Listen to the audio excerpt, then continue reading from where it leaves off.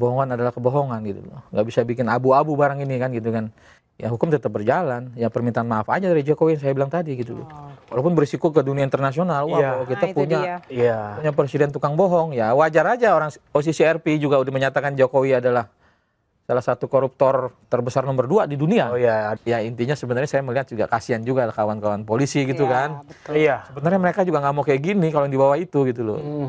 Cuman kan yang di atas-atas ini kan yang mereka nggak bisa lawan perintahnya gitu loh. Jadi memang ya sekelas Kapolrinya harus bertanggung jawab lah menurut saya. Tapi Bang, aku bingung nih, makanya kan Abang tadi bilang banyak pejabat-pejabat yang menyuruh terlibat lah ya.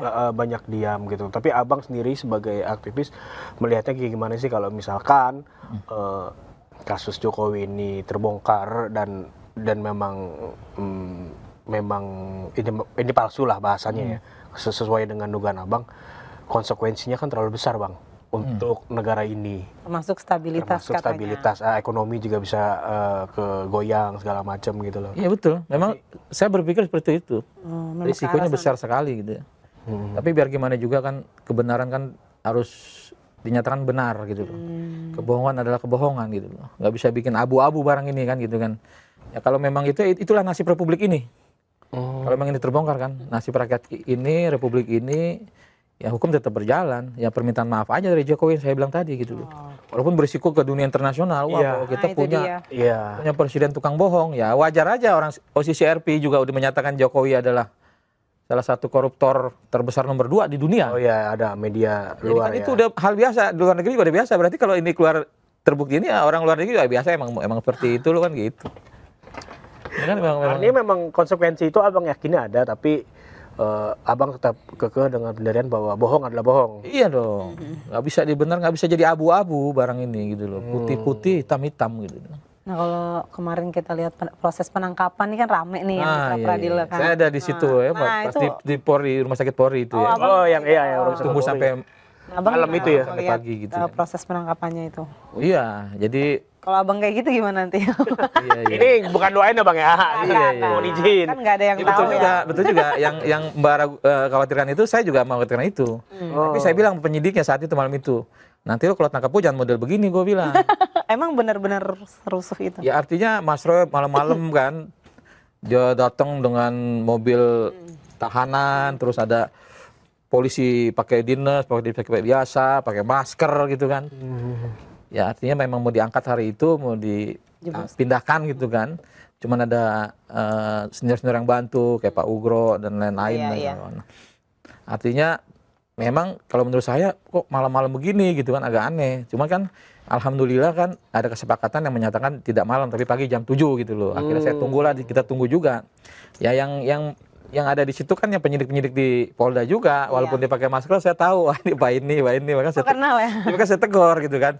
Bang, begitu kan, bisa buat menghindar. Dan bahkan ketika saya naik ke atas ada penyidik juga, dia dapat bilang katanya, ada Bang Rustam datang mau pasukannya, dia bilang gitu kan. Emang Abang bawa pasukan? Enggak, bukan pasukan, akhirnya mereka datang sendiri gitu kan, karena tahu ada informasi mungkin dia datang, saya datang gitu. Jadi memang saya lihat memang mau dipindahkan dengan secara paksa lah, tidak melalui prosedur yang benar gitu kan. Kan kalau orang sakit itu kan masa malam mau ditarik gitu kan. Jam 9 ya katanya. Iya, sampai pagi loh. Mereka tunggu di pagi, saya juga tunggu sampai pagi. Di depan pintu ada sofa sih tidur. Tunggu-tungguan pada tidur nggak? Tidur, saya juga tidur gitu. Polisinya tidur nggak tuh? Tidur juga. Yang nggak tidur tuh yang di bawah pakai dinas tuh. Sempet saya, kawan-kawan kan pada takut juga nih, nanti jangan-jangan kita di bawah, kita tidur ntar digeser ke tempat lain. Akhirnya saya tanya sama susternya kan, perawatnya, Mbak, saya mau nanya ini pintu turun keluar ini doang atau ada pintu yang lain gitu kan? Barangkali ya. Kita jaga di sini, keluarnya dari pintu sono gitu kan. Oh, cuma satu Pak, oh ya udah berarti aman, kita duduk di depan gitu kan. Tapi kan ya intinya sebenarnya saya melihat juga kasihan juga kawan-kawan polisi gitu kan. Iya. Sebenarnya mereka juga nggak mau kayak gini kalau yang di bawah itu gitu loh. Ini kan yang di atas ini aja. Ya yang di bawah ini sebenarnya nggak mau lah melakukan sampai begini, orang toh kita dipanggil juga kita datang. Iya. Tiap minggu wajib lapor gitu kan. Cuman kan yang di atas ini kan yang mereka nggak bisa lawan perintahnya gitu loh. Jadi memang ya sekelas Kapolrinya harus bertanggung jawab lah menurut saya. Kasihan di yang bawah juga. Kasihan yang di bawah ini. Yang bawah sebenarnya sama kita ya biasa, saya datang juga disuguhin minum, ditawarin minum, makan, baik gitu loh. Bahkan nih kalau saya minta ongkos dikasih kali ya. Mungkin gitu kan dikasih saking baiknya itu orang-orang itu polisi itu. Tapi kalau di atasnya perintahnya lain kan beda. Ya. Nah, jadi yang di atas nih jenderal-jenderal nih kadang-kadang kan kita nggak usah ngomongin terpanjang nih ceritanya ini kan itu kan. Ntar bisa Ya podcast pokoknya lain. yang penting kalau bisa mah Pak Listio Sigit turun lah mundur kan gitu. Memang terlalu lama lah kalau Pak Listio nih kalau menurut saya. Jadi Kapolri gitu. Kasihan yang di bawahnya ini kan pengen juga. Iya sih. Gitu. Terus ini Bang, ada pernyataan bahwa kasus ini tuh kayaknya lebih besar nuansa politiknya dibanding nuansa hukumnya. Abang setuju nggak dengan pendapat itu? Kenapa? Kalau saya bilang seimbang lah. Seimbang. Seimbang. Nuansa hukumnya, politiknya juga pasti ada. Seimbang ya. Seimbang. Karena ini kan kasus besar juga gitu loh. Ya. Iya. Kasus bukan ecek-ecek ini. Betul. Kasus ini kalau orang dumplengin gitu bisa menuju ke 2029 kan gitu kan. Oh, Bisa ya. impact-nya ke 2029 Iya. ya. Itu harus Jadi Abang juga ngeliat ada irisan politik nih di kasus ini. Besar. bukan irisan politik, artinya kalau orang bisa aja dia menunggangi gitu kan. Oh, menunggangi. Tapi kan kita nggak mau ditunggangi. Iya. Nggak ada bohir nih Bang di belakang. Nggak ada bohir, kalau ada bohir mas saya udah banyak duit, udah pakai Alphard kayak lawan-lawannya Jokowi itu kan gitu.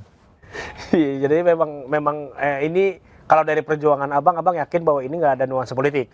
Tapi untuk kasus besarnya mungkin Ada ada. yang menunggangi. Ya mungkin ada, bukan menunggangi kita, dia ingin masuk mengambil isu ini gitu kan. Oh ada yang begitu-begitu. Mungkin, namanya hidup ini kan nggak lepas dari politik, apalagi Karena di ini Indonesia. banyak menuai sorotan juga ya. Iya, ini kan Isunya jadi besar. ya besar, memang yang kita lawan, Orang bicara ini soalnya.